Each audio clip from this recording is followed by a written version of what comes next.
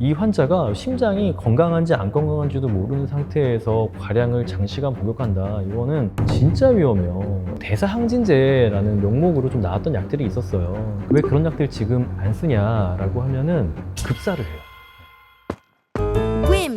최근에 나비약이 또 좀 문제가 되고 있는 것 같아요. 나비약을 3개월만 이제 적정한 환자에게 이제 투약하도록 되어 있는데 그 이상 정말 약을 정말 믹스해가지고 주는 의사들이 진짜 문제다라고 영상을 찍었었고, 그런 사람들은 좀 더 강하게 처벌해야 된다라는 제 개인적인 생각을 이야기했었는데, 최근에 또 안타까운 좀 사건들이 있으면서 나비약에 대한 관심이 좀 높아진 것 같아요. 굉장히 좀 위험한 약이긴 합니다. 나비약은 실제로 우리 뇌의 어떤 시상하부라는 곳에서 정말 굉장히 강력하게 작용을 하거든요. 근데 이때 이 교감신경을 전체적으로 좀 항진시키는데 각성이 되고 에너지를 얻는 듯한 느낌이 있고 식욕이 아주 자연스럽게 떨어져요. 우리 뇌에서 배고픔을 느끼는 중추는 억제를 하고 이 포만감을 느끼는 쪽은 오히려 활성화를 시켜가지고 정말 입맛이 좀 뚝 떨어지는 그런 경험을 할 수 있거든요. 그리고 이걸 좀 과량 사용하게 되면은 아주 약하게 좀 대사를 항진시키는 효과가 있어요. 왜냐면 이게 교감신경을 항진시키는 거니까 몸에 어떤 좀 열도 좀 많아질 수가 있고, 약간 이 좀 긴장이 되니까 에너지 소모가 조금 많아지는 거죠.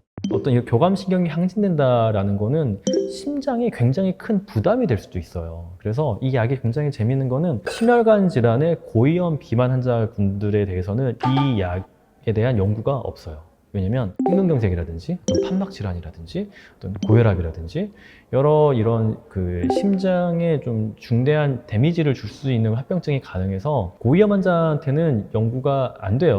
어떤 이런 그 의료 윤리상 좀 그런 건데, 근데 이거를 이제 의사의 처방도 아닌 상태에서 다량을 복용하게 되고 장시간 복용하게 되면은요, 이거 진짜 무서운 거예요. 뇌에 작용을 해가지고 우울증이나 불안이나 조울증 같은 게 악화되는 그런 것도 있지만, 이 환자가 심장이 건강한지 안 건강한지도 모르는 상태에서 과량을 장시간 복용한다. 이거는 진짜 위험해요. 급사할 수 있어요, 이거. 네, 진짜 위험합니다. 예전에 그 대사항진제라는 명목으로 좀 나왔던 약들이 있었어요. 그랬는데 왜 그런 약들 지금 안 쓰냐라고 하면은 급사를 해요. 네.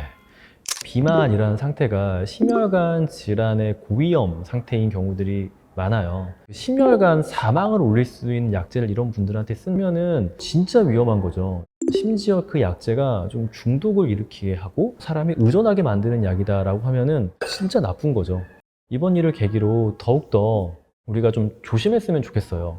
괜히 그 양방의 어떤 그 죄로 해놓은 게 아니에요. 이건 제공한 사람도 어떤 죄를 묻고 구매한 사람도 죄를 묻는 게, 사람들의 어떤 그 건강에 너무 큰 위해를 끼칠 수 있기 때문에 팔지도 않도록 그리고 사지도 않도록 해놓은 거다. 이렇게 좀 생각을 해놓으시면 좋겠습니다. 나비약, 펜터민 이거 뭐 무조건 안 좋은 약이냐 라고 하면은 이걸 지금 제대로 사용하고 계신 분들도 있을 거예요. GLP-1 제제 뭐 위고비나 마운자로를 쓰면서 약간 그 브릿지 형식으로 잠깐 또 사용해 볼 수도 있고요.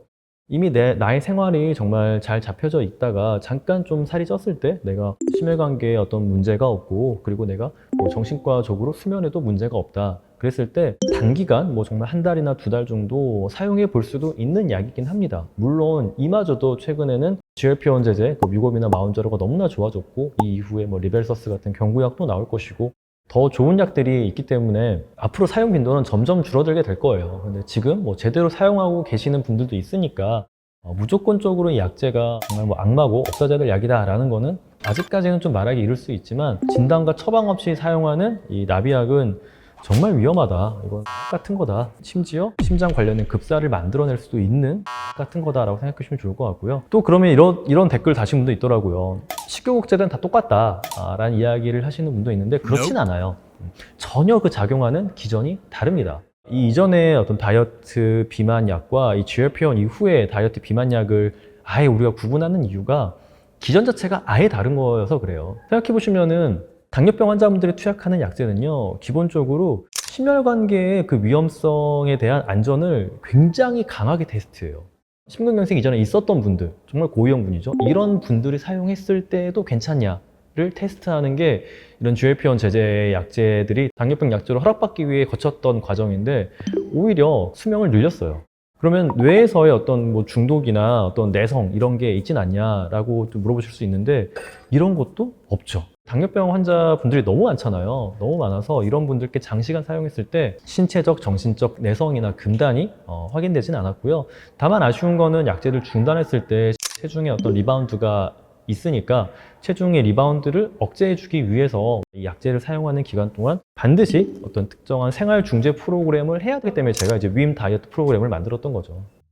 모든 약제가 이런 건 절대 아니다라는 거는 반드시 우리가 좀 알아야 되는 거고요. 안 좋은 약제의 어떤 부작용에 대해서 우리가 이걸 이야기하는 건 옳지만 이 잘못된 시선을 모든 약제로 가져가 버리면은 사용해야 될 분들이 사용을 못하게 되는 경우들도 있어서 좀 우리가 구분해서 좀 이해하는 거는 필요하다라고 좀 이야기 드립니다.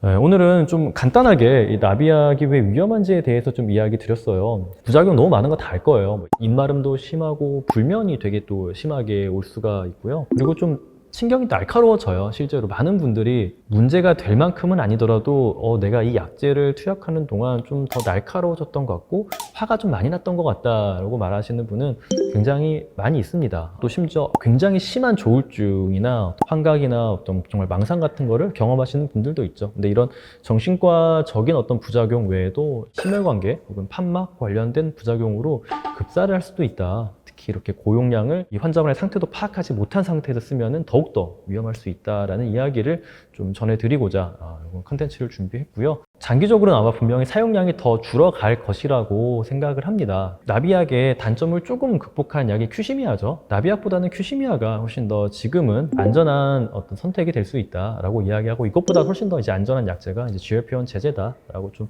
이해해 주시면 좋겠습니다.